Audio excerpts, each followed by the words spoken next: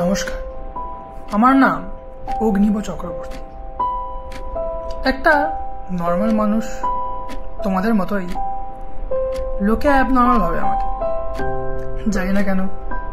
আসলে সব জিনিসই খুব পারফেক্টলি করার না অভ্যাসটা আমার কাটে না জীবনে। সত্যি কথা বলতে গেলে সব কাজ আসলে নিজে থেকেই করে আসছি। মা আবার কোনো হাত ছিল না আমার পেছনে বেশি। সারাক্ষণ নিজের কাজের সঙ্গে ব্যস্ত থাকতাম আর কি। একই জীবন যাপন, সেই একই জিনিস প্রতিদিন।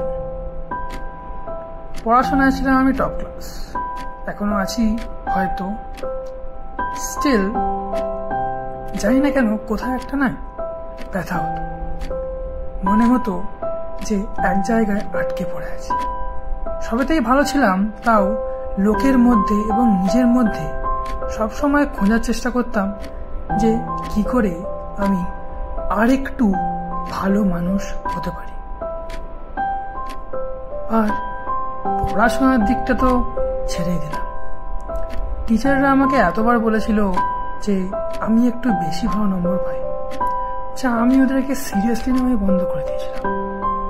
থ্যাংক ইউ টিচার, রেখেছে। কিন্তু একদিন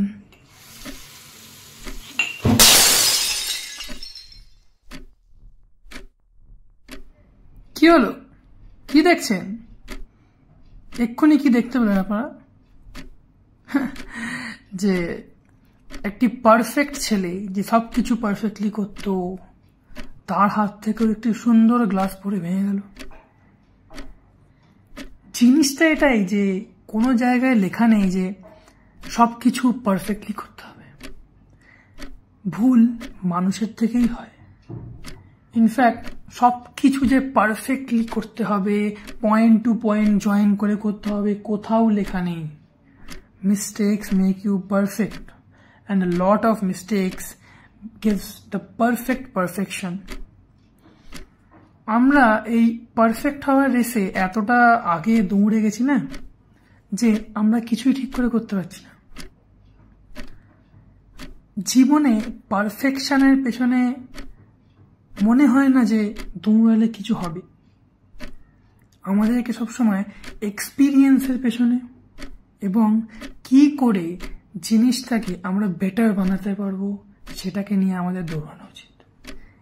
পারফেক্ট বানিয়ে কিছু হবে না ভাই, পারফেক্ট কোনো জিনিসই হয় না। পিস।